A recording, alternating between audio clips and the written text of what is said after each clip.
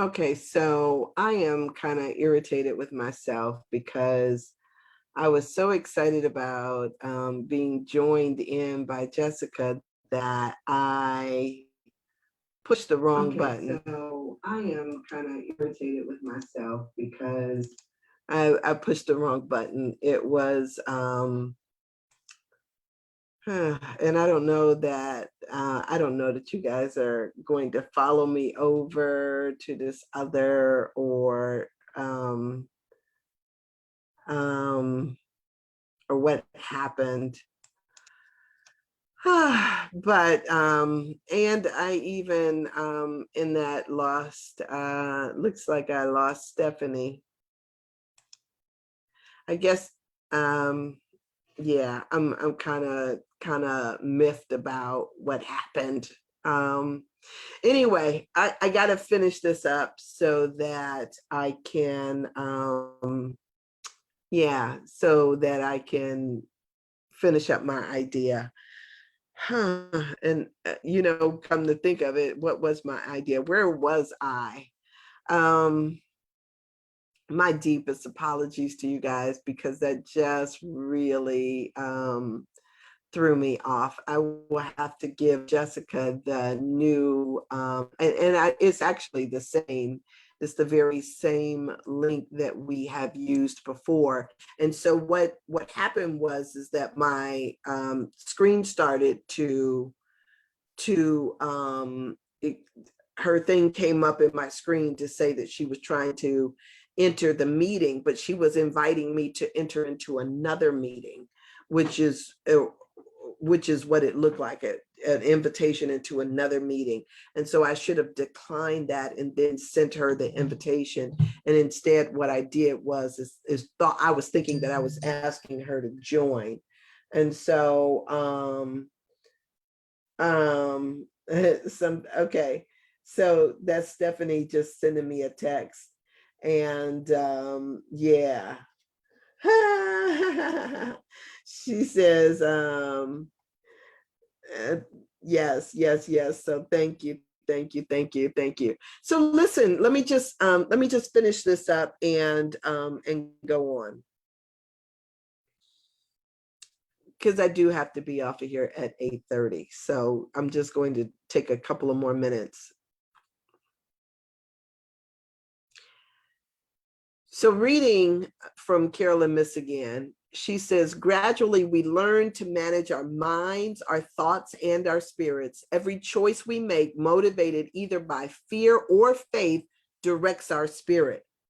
If a person's spirit is impelled by fear, then fear returns to their energy system. So let me stop right there for a second, because what we don't realize is how much of our actions are motivated by fear. Now, this is not by accident.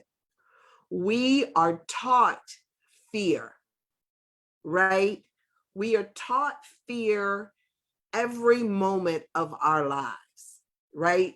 Fear of not having enough, fear of not being successful, fear of the elements of not being covered by a house or you. And the funny thing is that we get caught up in our fear as if somehow it is to our detriment that things tend to fall apart. Now, I want to because sometimes we have to look at what's the worst possible thing that could possibly happen. And we sometimes we have a fear of just hearing the word no. So that fear, that somehow we'll be left out, that we'll be left behind. We play games as children called musical chairs. And you feel the anxiety that wells up in you, thinking that you are going to not have a seat when the music stops. And so we do everything that we can. And that's how we live our lives too. We live our lives as if the music is going to stop and we are going to be caught without. And what happens if we're caught without is the only thing that happens is we don't have a seat. But we take it as a major thing in our lives. We develop major anxiety around moments such as those. And so it becomes this thing. If we could see that in our lives, at every moment, what we're doing is we're operating out of our fear rather than out of our faith. And because we're operating out of our fear and not our faith, what we're doing is we're investing in something that has no ability to give us a positive return. So sometimes it is, and I want to, so there's such a big part of me that wants to kind of like talk about all the things that we fear. And I know that I can't cover them all. But if you could just think to yourself, the choices that you make out of fear, like sometimes it's the relationships that we develop or that we have, because we don't think that we can do any better, or that people, what will people think about me if I'm, if I don't get married by a certain age, and this is not about the other person. This is all fears that we have on ourselves, and fear about other people's opinions about us. And those become fears that we operate on. If we live our lives controlled by our fears, or my stomach just rumbled. If we live our lives based on fear, then what we do is we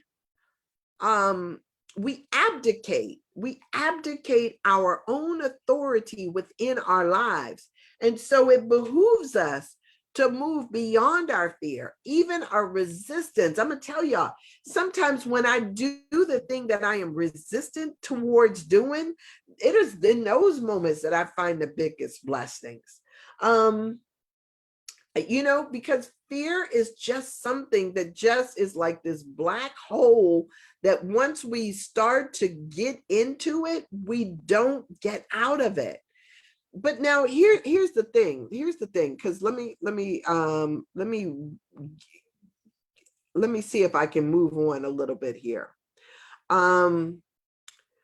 She says that in Eastern spiritual terms, every action creates karma, right? We've heard about karma. Acts of awareness create good karma. Acts of fear or negativity create bad karma, in which case one must retrieve one's spirit from the fear that motivated the negative action. So say, for instance, we have people that are doing all types of things out here that are based on fear. My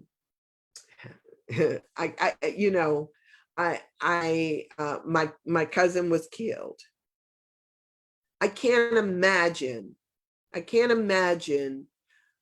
what goes on in the head of a person that would take somebody else's life. Because I'm going to tell you that in the last, I don't know how many years, I have been very conscious even about the food that I put into my mouth, right? A vegetable, I realized, had a life. I realized that every animal that I possibly ingest had a life.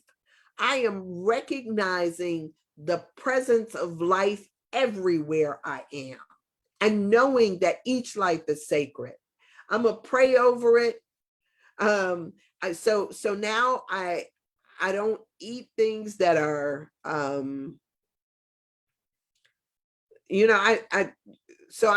do wild caught. I try to eat wild caught so that I don't feel as if there is this where do I want to, because what we do is we unconsciously kill without recognizing that there are repercussions to be played from this killing. It is damaging to us Yeah, I'll get off of that. I'm gonna leave that there. But there is a consciousness to all of life, and it has to be honored, right? So she talks about this idea about good karma, bad karma, what we are putting out into the system. And so she says we have to retrieve our souls back from this thing. So in a Christian tradition, this act of retrieving our souls, meaning taking back our soul, is what resonates to this idea of confession. Now, most people only think about confession when it comes down to Catholicism and going into the little booth and saying, Father, forgive me for I have sinned. Most people only put it in the context of that, right? People like me, I confess every single day. I may be confessing to you. I may be confessing to one of my friends, but this act of sharing, of talking about something is a confessional act. When you are swallowing everything, when you are not sharing, when you are not confessing, that becomes still a part of your energy system that still can wreak havoc in your spirit. And so it becomes this thing about how do I retrieve my spirit if I'm not willing to go through that sacrament of confession? And so we have to figure out how to get around or how to deal with these things in the terms that people have found throughout the centuries, the millennia, on how to deal with it. So in the Christian tradition, she says, the sacrament of confession is the act of retrieving one's spirit from a negative place in order to enter heaven complete. In the language of Judaism, a fear that holds such power over a human being is considered a false god. In A Course in Miracles, they call it idolatry, which is what it is. And so in order to retrieve our spirits back, we have to be conscious first that we have disengaged from it. We've got to be conscious that somehow we've severed it and that we need to then call it back. We've got to be conscious that there is some good that comes of it, that we can cultivate it, that the places where we may have been dark or not operating at our optimal, that we can then do that based on making a conscious choice and doing an about face and going back to do what it is that we need to do over again, redo, have a remembering of our spirit along with our body so that we can become the people that we need to be. So I'm going to leave it there. You guys, we will pick up right here when we come back on tomorrow at 7:15ish. I am looking so forward to this. I need to drill down a little bit further in this particular area, but we've got a bit to go. It's not even like we are halfway through this material, but I'm sure that in some spots, because we've done this back work, that going forward it will be I'm telling you, this stuff is good. And it just depends on you, what you bring to it. And I hope that you are being reflective and seeing the places in your body, in your life, where you might desire to make changes. So I'm right here every day, 7:15, Sandra D. Bishop on Facebook. And I am trying to get these up on YouTube. They'll be coming on YouTube. But for right now, we are right here each and every day. And I just look forward to seeing you again tomorrow. So peace and blessings to you. Thank you to Stephanie. Thank you to Jessica. Thank you, Erica, Gretchen, everybody. I appreciate you, Nasia. All of you guys, you have my deepest love and gratitude for this. And yeah, it's good. She said audio version of the book is good, but just ordered the paperback. Yes, Yes, girl, that is so amazingly good. So Gretchen is getting the book, and yes, there's a lot of notes to take. And so right now we are on page 77 whenever it gets in, and I am just excited for you to participate in that. That's amazingly good. Juicy. Juicy good. All right. So you guys, I will see you here tomorrow. Be blessed. The light of God surrounds you. Love of God enfolds you. The power of God protects you. The presence of God watches over you. Wherever you are, God is, and all is well. I love you. I'll see you tomorrow. See ya.